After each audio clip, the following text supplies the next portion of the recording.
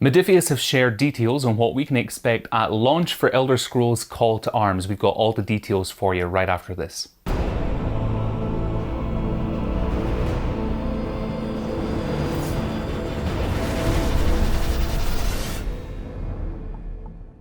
Hey everyone, Sam here from the Tabletop Hub, your one-stop shop for all things tabletop, and today we've got a pretty big update regarding the Elder Scrolls Call to Arms, which is the upcoming tabletop miniature game from Modiphius set in the world of Tamriel. Now, Modiphius have been a little bit quiet regarding the game for quite a while, and they've been dropping in to give some informal updates over on Facebook and whatnot, but it seems we are nearing the finishing line, or the launching line, technically, as they've just shared more information on what we can expect in the first wave of releases for the game. First of all, we've been told that the first chapter of the game's releases, titled Civil War, will be due out in late March of this year, and this chapter will consist of 4 releases that we know of: the rulebooks, a Bleak Falls Barrow set, as well as the Stormcloak and Imperial Legion faction starter sets.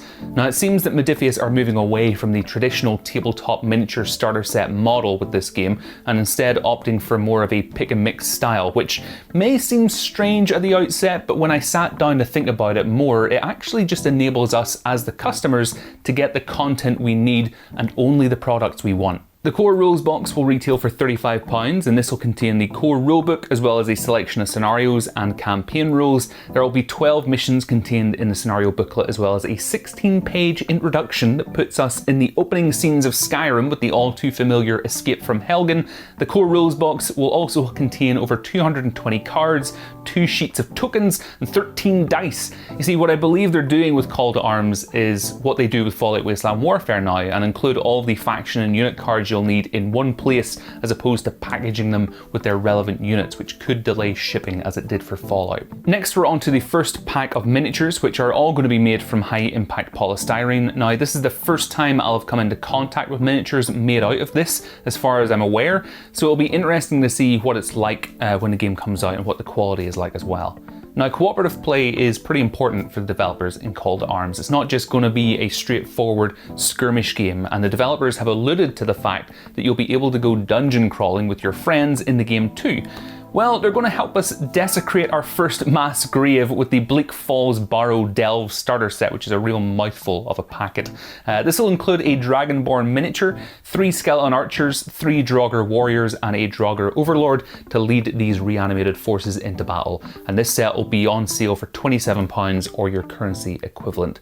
And then we're on to the faction starter sets. Hadvar, the hero of Helgen, leads the Imperial Legion starter set with an Imperial Sellsword, who is a magic wielder, as well as 3 Imperial Legionnaires. For the Stormcloak faction set, Iserald Thrice Pierced leads the faction and is joined by Ralof and 3 Stormcloak warriors with great swords.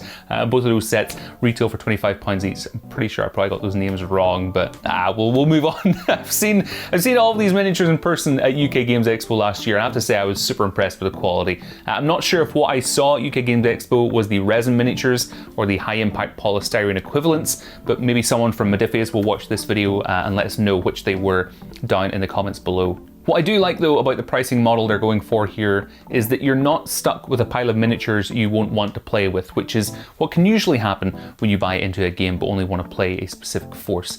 With Call to Arms, you'll be able to buy the core rule box set and a faction set for less than what Fallout Wasteland Warfare cost, from what I remember. For me, I'm looking forward to getting stuck into this game, and I've already been setting aside my pennies and pounds to get the first wave of releases. In fact, it's something we're going to be stocking on the Tabletop Hub web store, so if you want to support the channel, keep an eye on that. There's a link to it down in the video description. But in the meantime, folks, thank you so much for spending time out of your day here on my channel. Have a great week, and I'll speak to you all very, very soon.